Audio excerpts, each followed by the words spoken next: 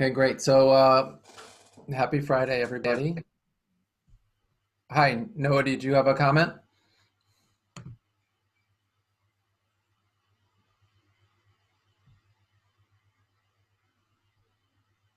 Noah, your mic is open.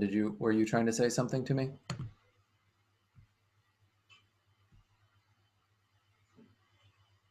Okay, I'm going to mute you, Noah. Okay, great. So we're going to try to wrap up chapter 23, our discussion about electric fields today. You should find an announcement for me about the upcoming schedule coming out later today. So just a reminder of the schedule, you will have you'll have a chapter 23 homework is going to be due this coming Tuesday, along with your pre-lecture for chapter 24, and we'll start the discussions for chapter 24 next Wednesday. So again, no Zoom lecture this coming Monday. We'll see you guys again on Wednesday. Okay, great. So let's go ahead and get started. Let me share my screen.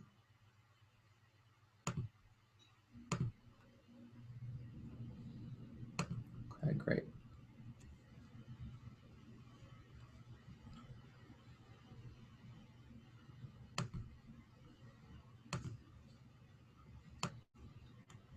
Okay.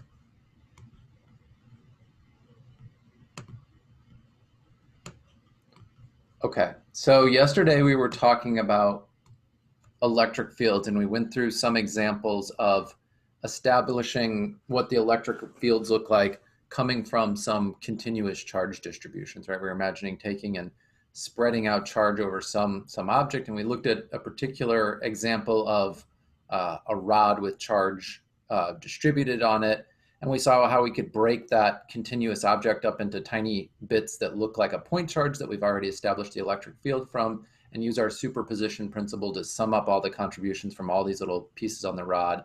And in the limit that those pieces went to very small quantities, it just looked like some integration over the charge over that specific shape. Okay.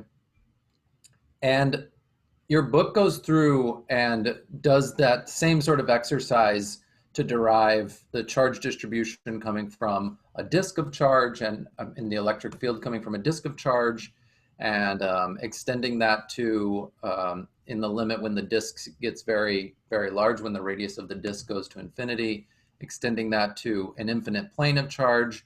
It goes through and it does the same thing for a ring of charge and a sphere of charge. I'm not going to go through those particular derivations. The important thing is that we're building up sort of a toolkit of known electric fields coming from certain charge configurations, right? So what do we know now? We know what the electric field looks like coming from a point charge. Yesterday we went through and derived the electric field coming from a line of charge. If the line of charge was infinite, it had this really compact form that it just depended on this linear charge density on the rod and how far radially I am away from that particular object. Right? We're going to use these other fields, right? Your book goes through and derives that for an infinite sheet of charge, that again, there's this very interesting compact form that I get, that electric field that gets established from the sheet of charge just points perpendicular to the sheet and away from the sheet if it's got positive charge on it. The field points towards the sheet if it has negative charge on it. And the value of the field, the really interesting result here that they came out with in your book, is that the value of the field is a constant. It's independent of how far away you are away from the surface. Okay. Right. And how could that be? That's because it's this infinite plane of charge. Right. The reason that it's constant is because no matter what scale I move away from that sheet of charge, I always can see charge extending out forever. So that's not going to be, right, a real physical example. But again, what this is showing is that if I'm sitting very close to the surface of a sheet such that the distance that I am away from the sheet is very small compared to the scale of the sheet of charge, then the electric field in that region of space very close to the surface of the sheet is a constant. This is nothing, right? I mean, we used approximations like this when we were talking about gravity, right? We assumed near the surface of the Earth that the gravitational acceleration constant was uniform over a certain region. As long as I was close enough to the surface of the Earth, it was constant. It's a similar thing. As long as I'm close enough to a plane of charge, I have this constant electric field that points either away or towards, depending on the sign of the charge. And another important result that we saw is that if I have charge built up on a sphere, as long as I'm outside of that charge, right, I'm somewhere outside of here, that the that the electric field is just identical to what I would get from a point charge if all of its charge was packed into that specific position here. Okay. And there are other ones. Your book goes through and derives the electric field coming from a dipole. We'll talk a little bit about parallel plate capacitors. But all of these are building on just this idea that once I know the electric field from a point charge, I can just use superposition principle to calculate the electric field coming from any collection of charges. And then once I've calculated that electric field coming from those specific configurations, I have it in my toolkit. And if I had, say, 2 plates or 2 lines of charge or a sphere of charge and a line of charge in some region of space, and I want to know what the electric field looks like in some region around that strange charge distribution, well, I don't need to go back to first principles. I can just sum together the electric field coming from each of those individual objects with known charges sitting on them. Okay, so we're going to just use the derived electric fields primarily going forward in the course, unless there's a specific example where I wanted to test to see if you understand the superposition principle. So sorry, somebody I think has an annotation on the screen. I'm going to clear that away. Okay.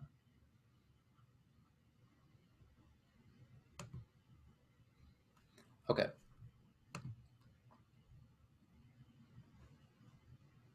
So let's think about, right, just to warm ourselves up.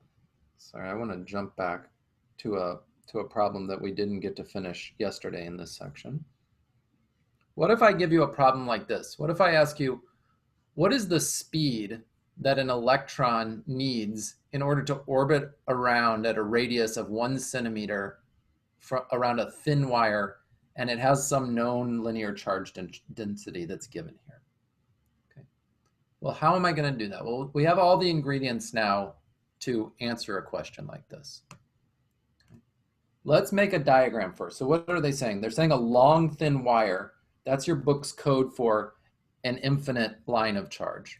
Okay, so I have a long, thin wire, and I know that on this wire, it's got some charge, right? So it's got some lambda that's equal to, oops.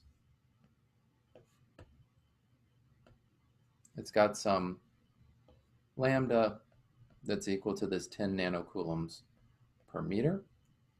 And that means I know something about the electric field here, right? We just saw that we've established what that electric field looks like for an infinite line charge. It's just, right, points radially away and equals this 1 over 4 pi epsilon naught times twice the linear charge density over the distance that I am away from that sheet, right? So if I'm at this point, I would calculate R, I would find how far away I am from that line charge, and I know what the electric field looks like there. And now this is just a force problem, right? Once I have the electric field, what am I going to do? I'm going to put an electron, right? So here's an electron that I'm going to place in space. And I know that the charge on that electron is just minus a fundamental unit of charge. Okay. So what do I do now? Well, now I know that if this object is going to orbit, right? So now I just have to think back to my mechanics section. And I know that if I have an object that's orbiting something, that means that it's in uniform circular motion. That means that it should be experiencing a centripetal force, right? In order to keep it rotating around in this constant circular path. And we know that that force has to have this particular form, that it has to look like the mass times v squared over r, the distance that it's, the radial distance that it's orbiting around.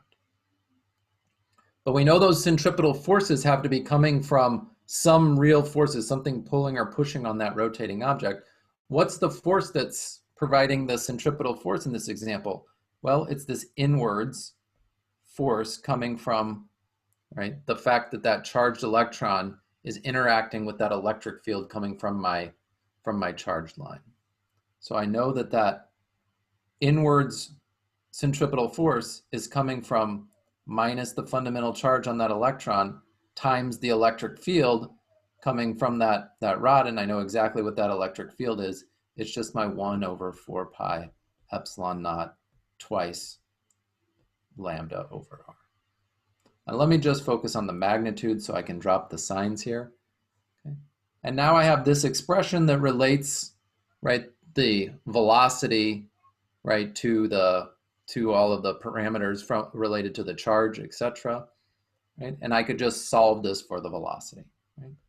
So this tells me that in order to find the speed, it's just going to be like v is equal to ER over m 4 pi epsilon naught twice the linear charge density divided by r, square root of this whole thing.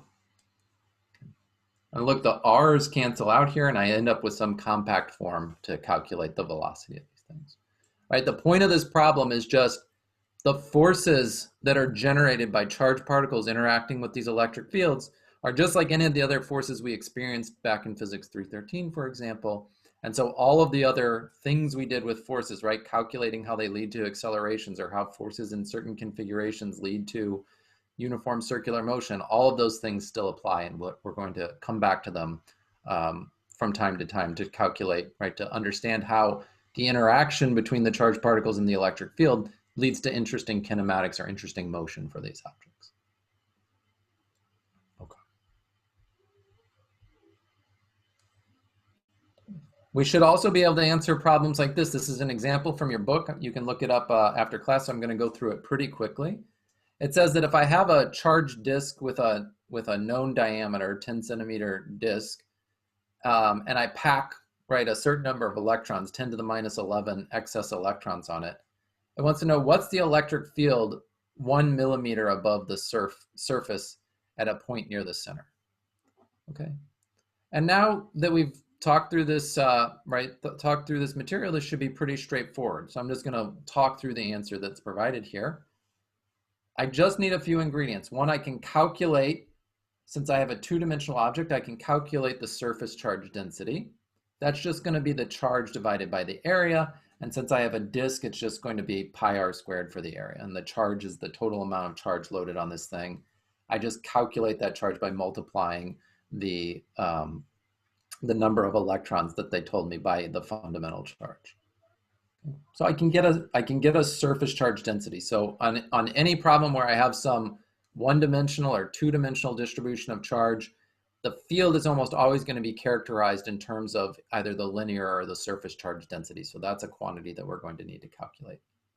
And then once I have that, right, I can just I can look up in our book, and they calculated for us, it's posted in equation 23.25, that the electric field on axis above a uniform disk just has this functional form. It's proportional to the surface charge density divided by our physical constant, and then a bunch of contributions coming from the geometry of the charge, right? Depends on the radius of the disk and how far I am away from the disk. And I could just plug in those values to get the magnitude of the electric field. Okay. So we don't have to try to, go through and revisit and recalculate these electric fields every time. We can just use known electric fields to do these problems. So if we can identify them. The only reason we might need to be a little more clever is if we're presented a geometry for some charge distribution that we don't have an initial calculation for. Okay. Notice this functional form here, right? This is for a disk with a finite radius. It's directly from this equation that I get the equation for the electric field coming from an infinite sheet of charge. What does that look like? An infinite sheet of charge is just like a disk of charge, a thin disk of charge that has an infinite radius. If r goes to infinity, then this numerator gets very big, and this piece of this term drops off, and that's where I can see that the electric field just points perpendicular to the sheet and has a value that's like eta over 2 epsilon naught, right, for an infinite sheet. So that's another sort of example that we have here. If we have a functional form for some particular charge distribution, we can also quickly use that form to calculate some limiting cases of the electric field. If I have huge sheets of charges, or if I have very small, if I have some distance scale that's very, very small relative to the other scales in the problem. Okay. So let's focus for the remainder of the class on a couple interesting charge distributions. So one, we're going to focus on this infinite sheet of charge. And that's interesting because the electric field is just equal to the surface charge density divided by twice epsilon naught, right? It's a uniform electric field. So let's try to understand what that means and what the applications are for an electric field like that. Okay, so imagine that I have these two protons, A and B, and I have an infinite sheet of charge, and proton B is placed twice as far from the sheet of charge as proton A. In this particular example, which one of the two charges will get the larger acceleration on it? So let me open up the polling. What do people think? Which one's going to have the larger acceleration?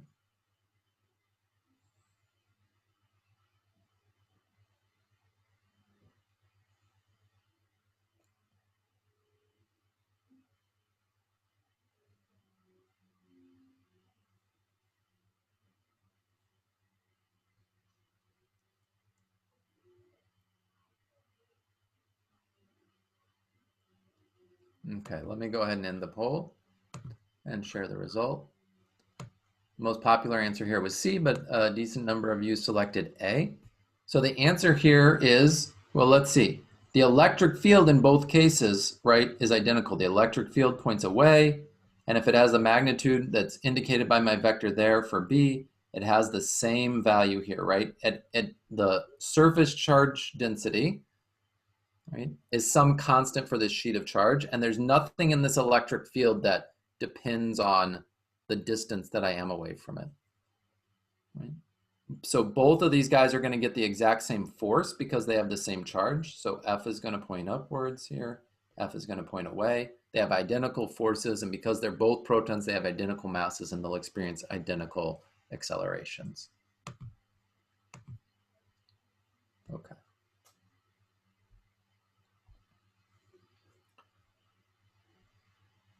So let's talk a little bit then about parallel plate capacitors. Your book talks quite a bit about this, and it's an interesting example. So we just established that if I have a sheet of charge that's positive, that the electric field is uniform and points, right, radially away everywhere. So it'll point away from that sheet of charge. So we're looking at sort of the edge of some sheet of charge. The electric field, right, points away everywhere.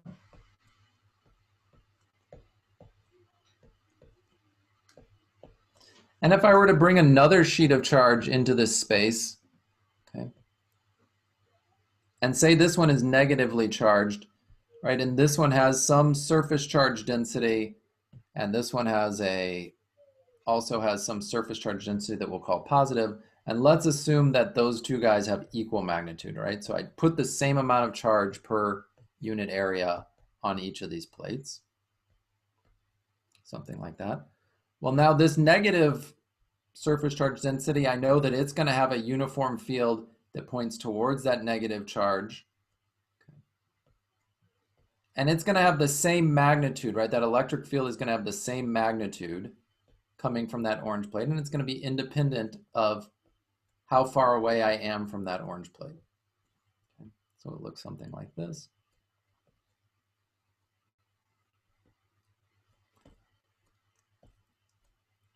And out here, the field is pointing inwards.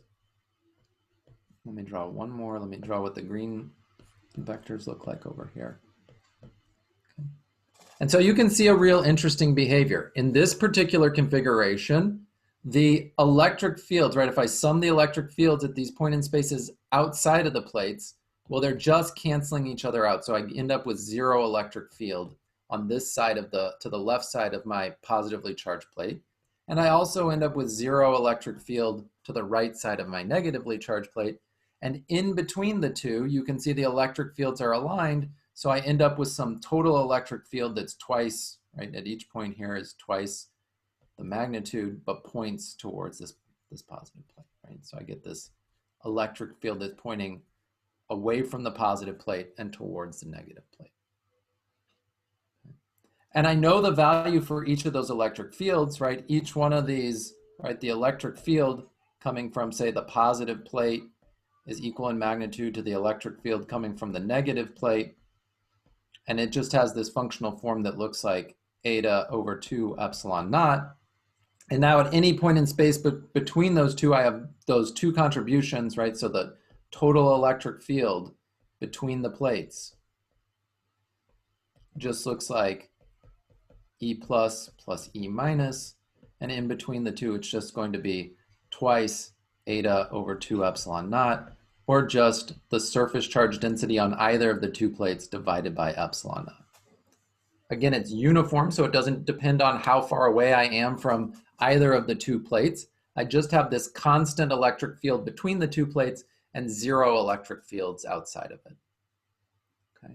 Now, again, this is an approximation that is saying this is what I would get if I had two infinite sheets of charge, but this is actually a really good approximation for sheets of charge that are put very close together so that the gap between the two sheets is really tiny compared to the size of the plates. And we build devices like that all the time, and they're very useful. And this is what's called a capacitor, right? It's essentially a device with two charged plates that are typically placed very close to one another to establish a predominantly uniform electric field between the two plates and have virtually no electric field outside of that capacitor. That's a really interesting device, right? Because it basically means that I've designed a device that I can build a specific uniform electric field in a very localized region of space just by modifying the amount of charge I load on the two plates, right? So a capacitor that's charged up is essentially a contained electric field, like a tiny contained uniform electric field, which is incredibly useful for lots of reasons that we'll discuss as we go along in the chapters this semester. Okay. So let's talk a little bit about these capacitors. So here's an example. I have these three different points, points 1, point 2, point 3, between a parallel plate capacitor. How are the electric fields at those different points related to one another? How are the electric fields, if I compare the electric field from point 1 to point 2 to point 3, how do they compare?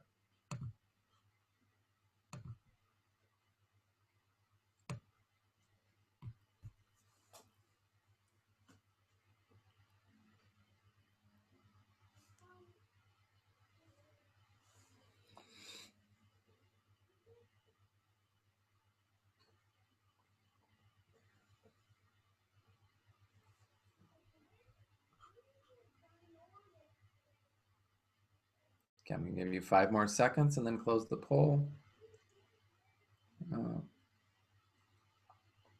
Okay, let's close the poll. Okay, large number of you selected C. That's absolutely the case, right? We just said that the electric field is just equal to the surface charge density divided by epsilon naught between these two plates. It's independent of the distance. It's just as long as I'm between the two plates, that's the electric field anywhere between the two plates. And right, it doesn't depend on if I'm close to the positive charge, the in between the two plates are closer to the negative charge. I have the same electric field. Right? Notice that they drew electric field lines here to represent the electric field, and the spacing between the electric field lines doesn't vary as I go across the capacitor, again indicating that the strength of the electric field is constant across this device. Okay. So one reason that a uniform electric field is interesting is because I can put other charged particles in that uniform electric field. And if it's a uniform electric field, that's really convenient because then I just have a particle that's experiencing, say, a constant force and some uniform acceleration as it's in this electric field. So let's imagine that I have generated a uniform electric field that points vertically upwards. Okay. We know now that I could do this with a parallel plate capacitor, but we have decoupled these problems, right? So those source charges built up on those plates can establish this uniform electric field. But once I know that field exists, that's a physical object in itself, and I don't have to talk about the source charges. I can just talk about how other objects interact with the field. So let's imagine I do that. I have a proton that I'm going to put in this uniform electric field that's probably coming from some charged plates that are parallel charge plates. And it has some initial velocity to the right. If I look at the velocity of this positive charge sometime later as it moves through this electric field, what's its velocity going to look like? So those 5 vectors you see, A, B, C, D, E, are supposed to indicate velocity vectors. Which one shows me how its velocity is going to look after it's moved in the electric field but for a little bit?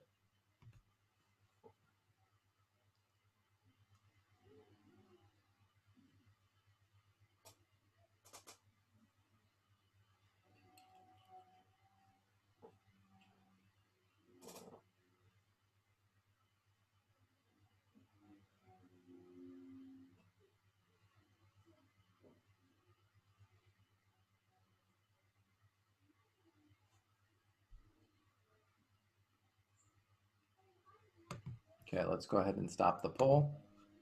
So B and C are the 2 popular answers, and I think they're probably both reasonable answers. What's going to happen here? The electric field is pointing upwards. I have a charged particle placed in that electric field, so the force is going to point upwards, right? It's going to be Q times E, and since it's a positive charge, the force is going to be aligned with that thing, right? So I have an upwards pointing force. That means I have an acceleration vector, right, that also points upwards, right? The acceleration is always aligned with the force. So we know what's going to happen here. I know that the velocity, right, that means as time goes on, it's going to gain some velocity in the y direction here. If I make a coordinate system, say I call this y and this x, I see that that acceleration from that uniform electric field only points in the y direction. That means if I look at this object at some time a little bit later, well, that green velocity vector that points in the x direction, right, I won't have changed my x velocity. That'll be the same, but I'll have picked up some additional y velocity from that upwards acceleration, and the sum of those 2 velocity vectors, right, vy and vx, is going to give me some total velocity vector that points sort of up and to the right. It'll be larger in magnitude than that initial velocity, right? So this object will be speeding up as time goes on. The magnitude of its velocity vector will be increasing, and it'll be gaining more and more y component of velocity as it goes along. So B and C, right? Why can I not move this?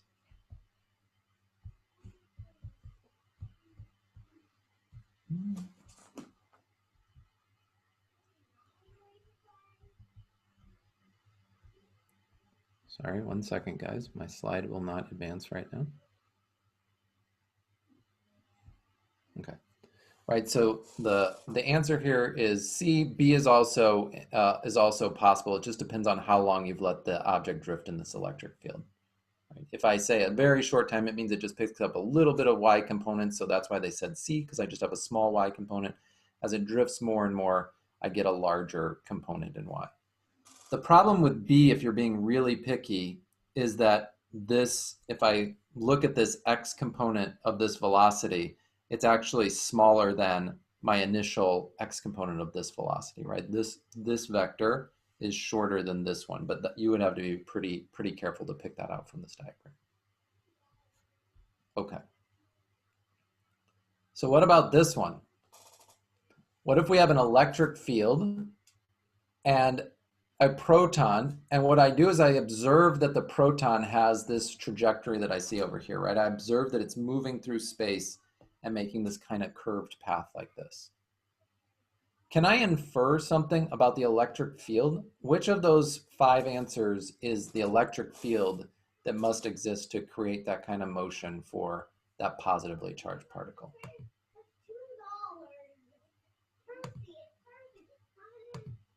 Let me launch the poll. What do you think? Which electric field can generate that kind of motion on this positively charged particle?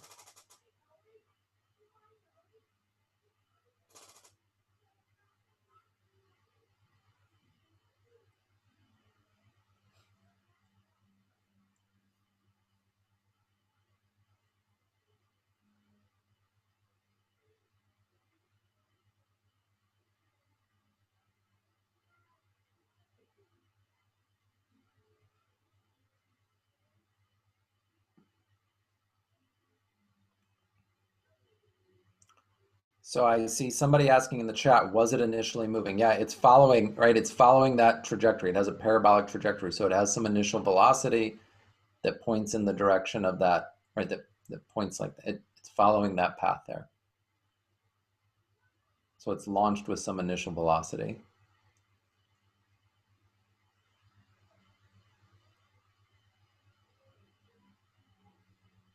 Okay, let me go ahead and stop the poll. Share the results. So the majority of you selected B, followed by C as the next popular answer. So let me try to get you to reimagine this problem, right? So why is that object undergoing a parabolic trajectory like that? Well, its initial velocity here, right, must point in this direction. It's tangential to that path. And then over here, the object's velocity is pointing in this direction, and so on, right? So the velocity, this object's velocity is turning, it's changing as it goes along. So it has to be experiencing some sort of a force, right? Because we see there's an acceleration acting on this particle. We see its velocity is changing as time advances. What if I put this problem on its side? What if instead of drawing this positively charged particle like this, I told you that there was a massive particle with some mass m, and I threw it and it underwent a parabolic path that looks like this, just the same kind of shape. What would you say? What's the force, or what's generating that kind of path? Have we seen that an object that has a parabolic trajectory that moves through space like that? If I have an object that has a parabolic shape, yeah, gravity, right? We would say that's what an object looks like falling near the surface of Earth when it's in this sort of uniform gravitational field, right? I know the force points downwards towards the center of the Earth and is constant near the surface of the Earth, and the object follows a parabolic path. So this is the same problem, right? It's just that the force that the object is experiencing isn't coming from its mass and its pull towards another massive object like the Earth. It's coming from it being a charged particle interacting in a field. Okay. So if I tell you that, let me stop the sharing. Let me have you re-vote here. So I'm going to relaunch the poll. Based on that discussion, what do you think the electric field looks like for this particle?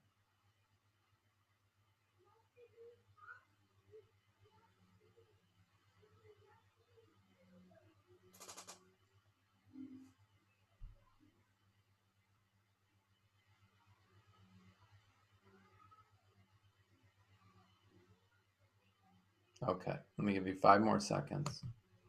I'm going to end the poll. Sorry, that was 2 seconds. Okay, right. So now most of you are saying C, right? It has to point, right? It's just like taking that picture of gravity and rotating it. So I need to have the force acting on this guy pointing in this direction. So it's this kind of electric field that's going to generate this. What if I told you that this was an electron, right? What if I switched the sign of this thing? What if I said that this was a negatively charged particle that I observed undergoing this path, this behavior? What would the answer be here? Let me do the poll one more time. What if I switch this to an electron?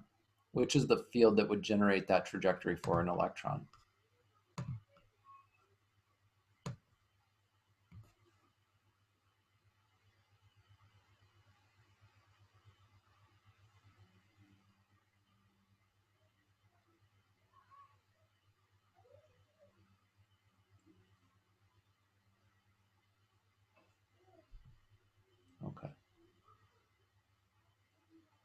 5 more seconds.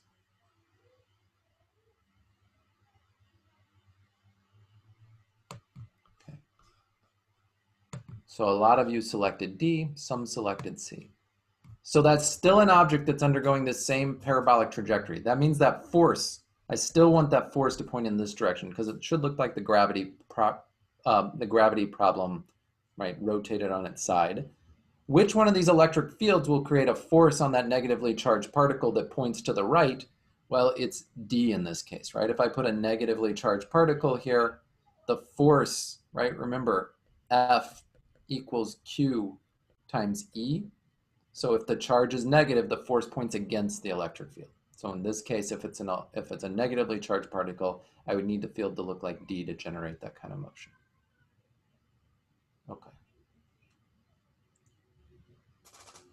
What about this problem here? I have two dipoles now. Remember, these dipoles have a positive and a negatively charged side that are separating by some distance here.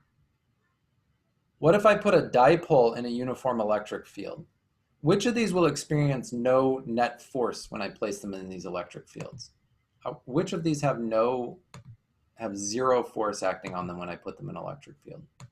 Okay, it's the same dipole, I'm just changing the configuration, how it's aligned with that electric field.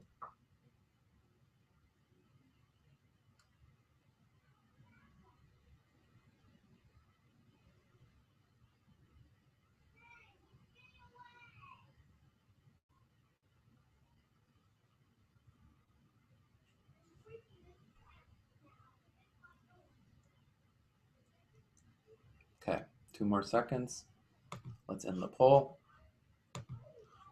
Pretty mixed response. A lot of you are picking C.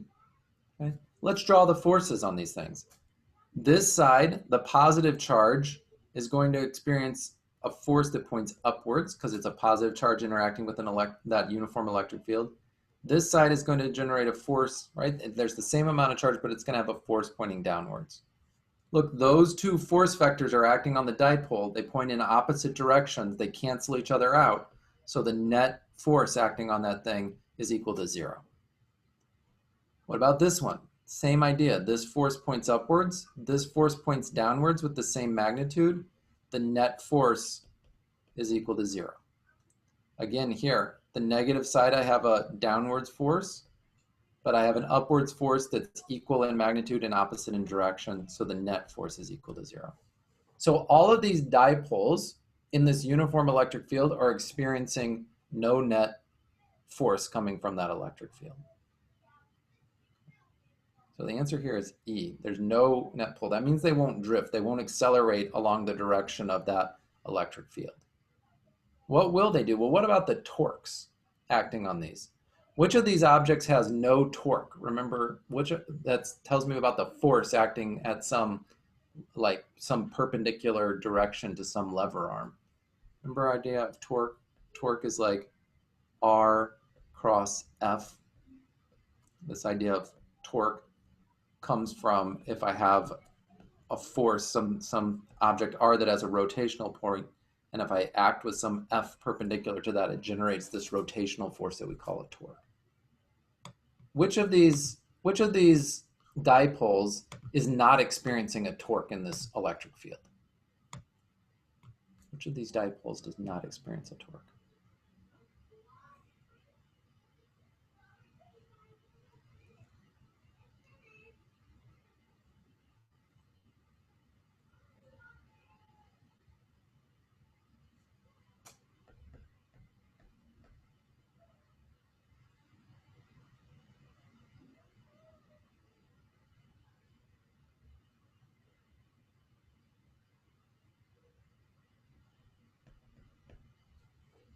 All right, let's go ahead and stop the poll. Share the results. A lot of you are saying C. Let's draw the forces quickly. So the positive charge here experiences an upwards force. The downwards one experiences a negative force. If I imagine picking a rotational axis here, right, there's some lever arm out to this positive one that's going to create this kind of rotational force that wants to spin this object around in this way. This one's going to want to rotate, right? It's going to want to give it some angular acceleration that points in the other direction. And so there is going to be some torque, and this thing's going to want to rotate around. Same thing with this guy. This guy has got some force acting over some lever arm R. It's going to want to rotate around. But look at this guy. This force is pushing downwards. This force is pushing upwards. There's no lever arm, right? R, right? If I pick this rotational axis here and draw it out to where that force is acting, the angle between those is such that, right, when I do this cross product, that the trig function just leaves me with 0 in that case, and I get that there's no torque acting on that. So, right, if I have my dipole aligned with my electric field, it's not going to experience a torque, it'll just sit there, but if it's a little bit out of alignment with my electric field, it's going to experience a torque and want to start rotating in that electric field. Okay.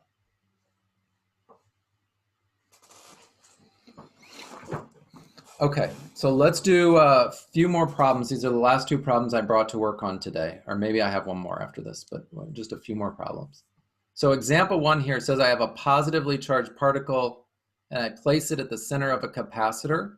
I want to sketch the particle's trajectory if the particle's initial velocity is either 0, straight down, or to the right. Okay. So if this guy's, so let's just work through this together here. So if this guy's initial velocity is equal to zero, it's a positive particle acting in that uniform electric field. It's going to experience an upwards force. And what is its trajectory going to look like? Well, it's just going to accelerate upwards and it's going to start moving towards that negative plate. Right? It's going to move with a constant acceleration, speeding up. It's just going to look like a particle that's falling towards that negative plate, speeding up more and more.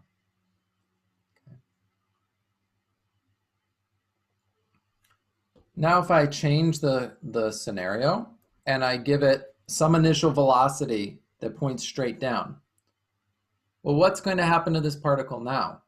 Well, now it has some initial downwards velocity, but it's still going to have that upwards force acting on this charge. That means there's an upwards acceleration. So what's going to happen? That upwards acceleration is going to take and slow the velocity down. So it's going to slow down, and eventually it's going to turn around and start accelerating back to that negative plate. Right? These are looking just like what happens if I take a ball and I throw it upwards, right? There's this downwards pull towards the earth. If I throw a ball up, it slows down, there's a turning point and it comes back down. Right? In this case, the force is pointing towards the negative plate. So when I push that object down initially, it's the same behavior I get when I throw a ball up away from the surface of the earth.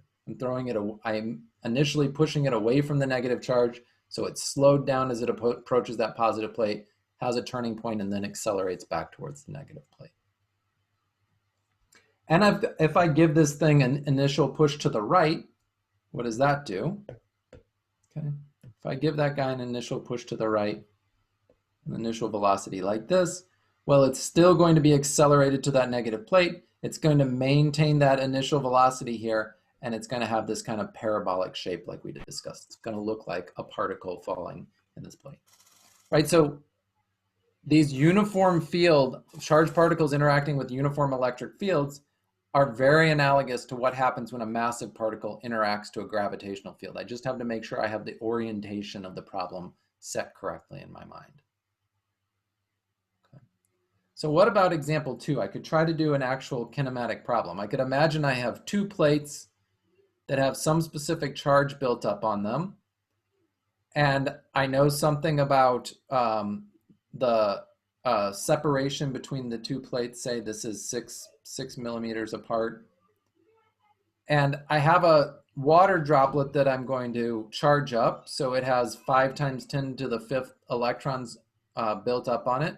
And I'm going to release it 2 centimeters above the table, halfway between and right in the middle of the two plates. The question is, can I calculate where this water droplet hits the table in the x direction? Right. So if I establish, say, a coordinate system where I call this x and this y, can I figure out where that's going to hit the table? Okay. Well, I have everything I need to accomplish this. Right. I know there are going to be some forces acting on this water molecule. What are the forces that are going to act on this water molecule? Can anyone throw that into the chat? What forces are going to act on this water molecule as it drops towards the table?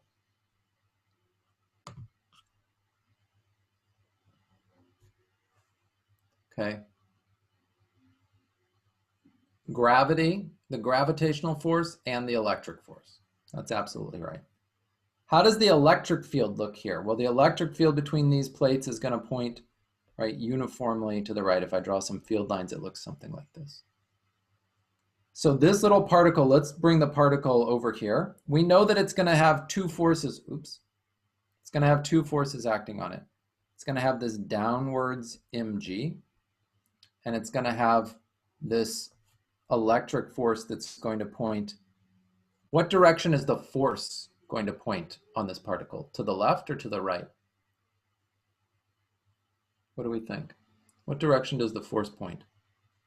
To the left or to the right? To the right. It's loaded up with extra electrons, so the charge on this thing is negative, right?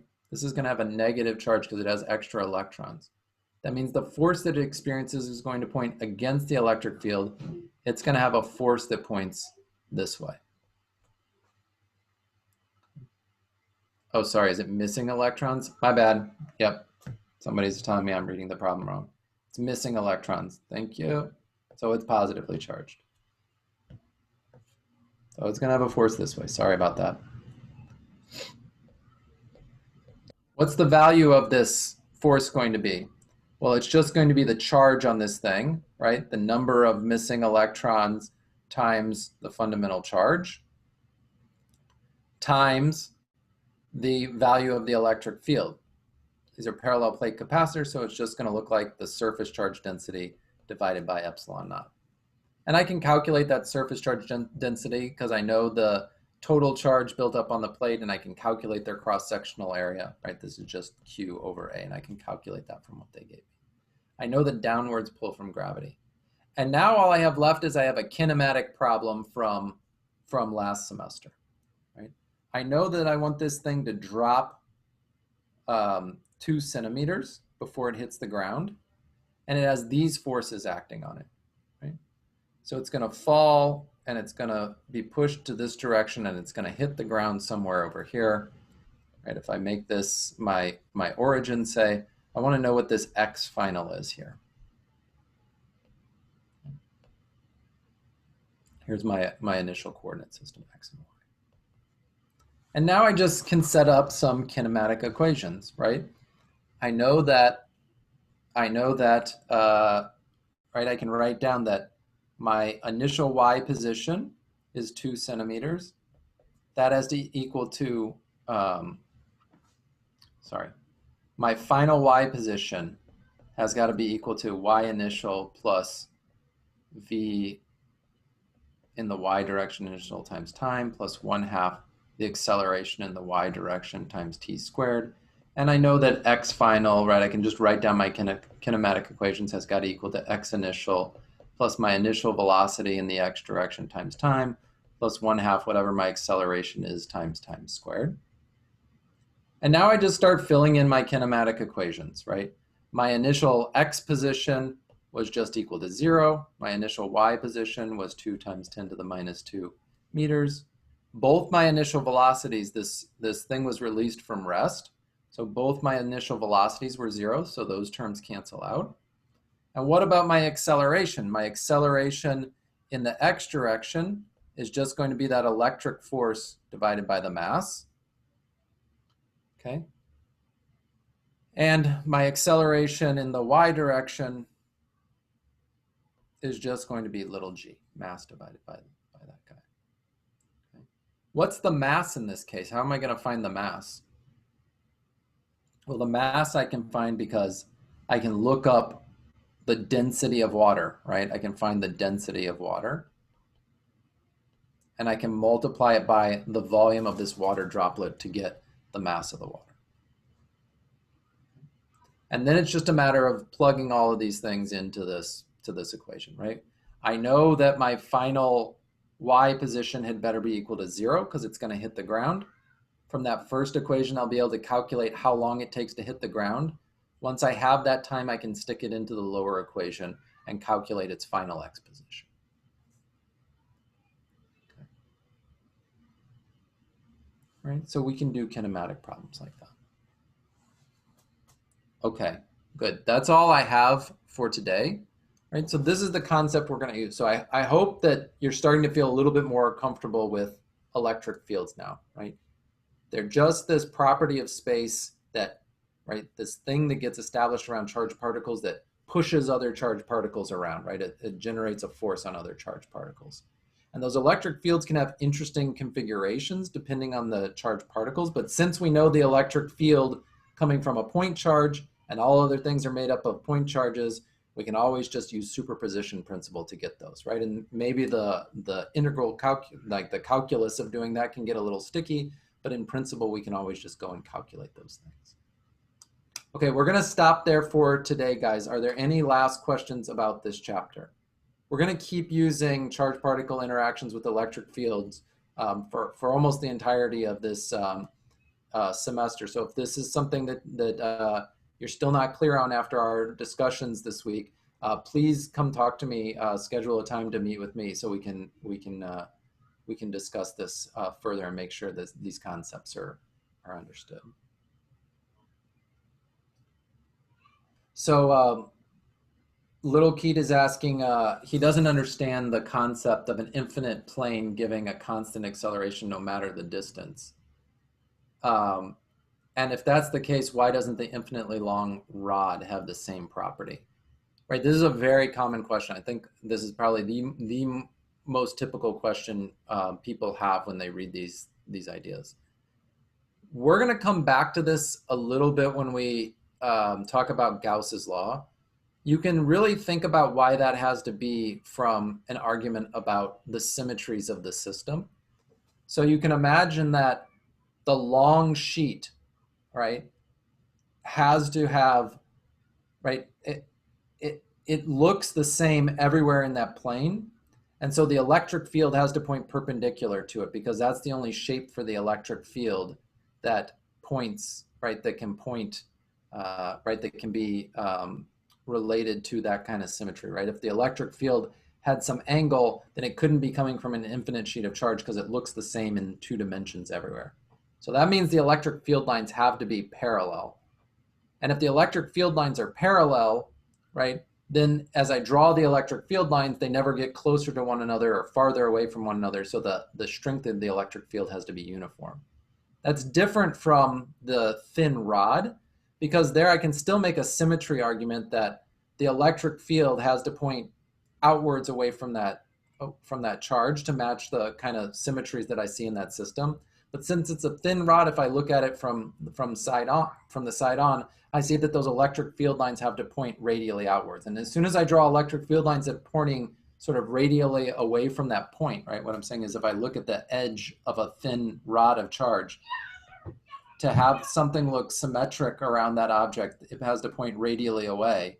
As soon as I do that, you can see the electric field lines diverge. They get further away as I go farther out in space, and that means the electric field strength has to be dropping off as I move away. Okay. It's a little bit tough to wrap your head around because we're talking about infinite objects with infinite size, right? Which is not really a real physically realizable situation. But you have to imagine, right, thinking about instead of infinitely large objects that you're examining things at like very small scales. Okay. If people have to go, they're welcome to take off. I'll just answer these last couple questions as they're coming in. You're welcome to hang out and hear the responses. Spencer's asking, the electric force vectors straighten out the further you get from the infinite plane. Well, they don't straighten out. They have to be perpendicular to the plane right from the beginning if it's an infinite sheet to match the symmetry.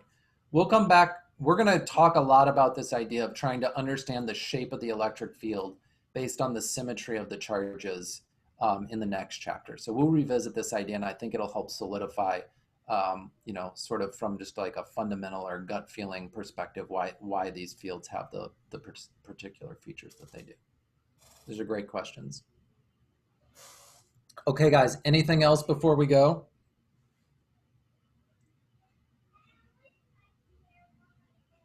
All right, everybody, have a real great weekend, and we'll chat again on Wednesday, and be looking out for my course announcement later today. All right, bye, everyone.